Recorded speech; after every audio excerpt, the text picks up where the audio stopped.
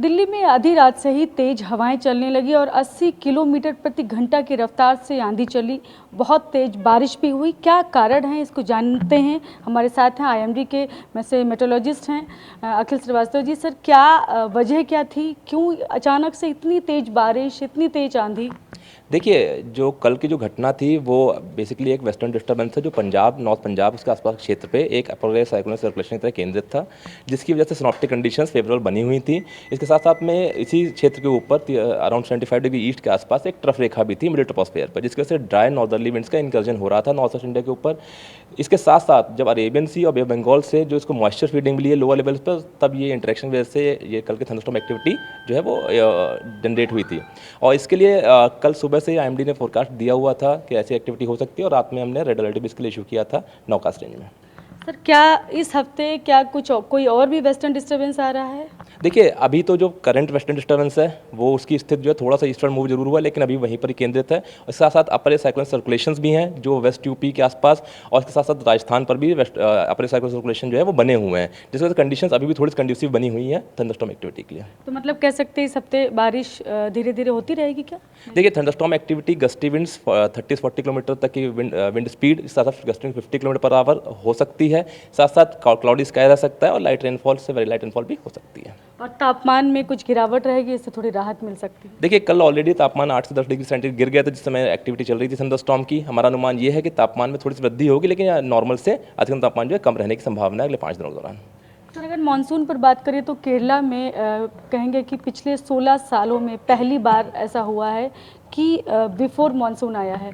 तो क्या दिल्ली में कोई डेट अभी आप लोग संभावित कोई तारीख दे सकते हैं कि कब तक आ सकता है, तो पहले आएगा या नहीं? देखिए, अभी तो ये बोलना काफ़ी मुश्किल है कि दिल्ली में मानसून कब आएगा, लेकिन अभी की जो नॉर्मल डेट है 1 जून की केरला में दस्तक देने की, उससे एक सप्ताह पहले करीब करीब आ गया केरला में। तो अब इसका एडवांसमेंट जो है डिफरेंट रेट के साथ में होता है, इसकी गति चेंज हो सकती है, तो हमें थोड़ा वेट करना पड़ेगा, देखना पड़ेगा कैसे इसका एवोल्यूशन आगे हो रहा है। क्या सर, प्री मानसून बारिश का भी हम लोग कुछ प्रेडिक्शन कर सकते हैं कि क्या कब तक हो सकती है दिल्ली की? अगर देखिए, प्री मानसून शावर्स जो है ये तो लगातार चल ही रहे हैं। हमारा जो इंडिकेशन होता है मंथली आउटलुक में, वो हम हर महीने में बताते हैं कि बारिश की कैसे रहने की संभावना है।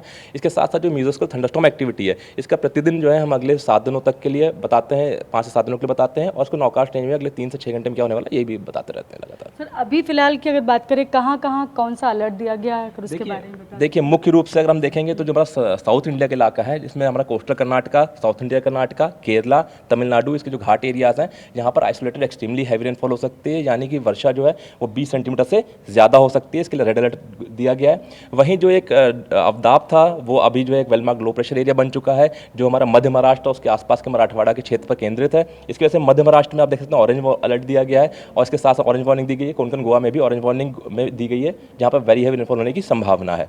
वहीं मध्य प्रदेश में थंडरस्टॉर्म एक्टिविटी हो सकती है, गस्टी विंड हो सकती है। गुजरात में थंडरस्टॉर्म एक्टिविटी हो सकती है, ऑरेंज अलर्ट जारी किया गया, 50 से 60 किलोमीटर तक की हवा चल सकती है। जो हमारा पूर्व पश्चिमी राजस्थान है, यहाँ पर हीट वेव कंडीशंस बनी हुई हैं। अगले 2 दिनों के दौरान उम्मीद है कि यहाँ पर heat wave conditions, severe heat wave conditions रह सकती हैं, वार्म नाइट कंडीशन रह सकती है। इसके लिए रेड अलर्ट जारी किया गया है। वहीं पूर्वी राजस्थान में थंडरस्टॉर्म एक्टिविटी हो सकती है और हीट वेव कंडीशंस रह सकती हैं। उत्तराखंड की जहाँ तक बात है तो यहाँ पर भी थंडरस्टॉर्म एक्टिविटी हो सकती है, गस्टी विंड हो सकती है, 50 से 60 किलोमीटर तक की हवा चल सकती है। तो सर, इस बार पहले मानसून आने की जो बात है, 1 हफ्ते पहले केरला में जो आया, तो ये मतलब कहेंगे कि पॉजिटिव संकेत एक तरह से हैं कि इस बार हो सकता है कि सभी जगह पर कुछ जल्दी से पहुंच जाए। देखिए, केरला में जरूर मानसून समय से 1 सप्ताह पहले करीब करीब आया, 7-8 दिन पहले आया है। इसका आगे का मूवमेंट जो है वो इसके ऑनसेट पर पूरी तरह से निर्भर नहीं करता है, तो हमें धीरे देखना पड़ेगा कि इसका एवोल्यूशन आगे कैसे हो रहा है। Thank you so much. तो ये हैं आईएमडी में मेट्रोलॉजिस्ट हैं, इन्होंने बताया कि किस तरह के मौसम फिलहाल बना रहेगा।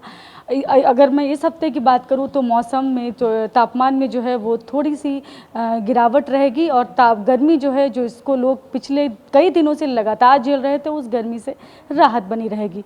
कैमरा पर्सन मुनीश भल्ला के साथ में शालिनी वाजपेयी, TV9 भारतवर्ष, दिल्ली।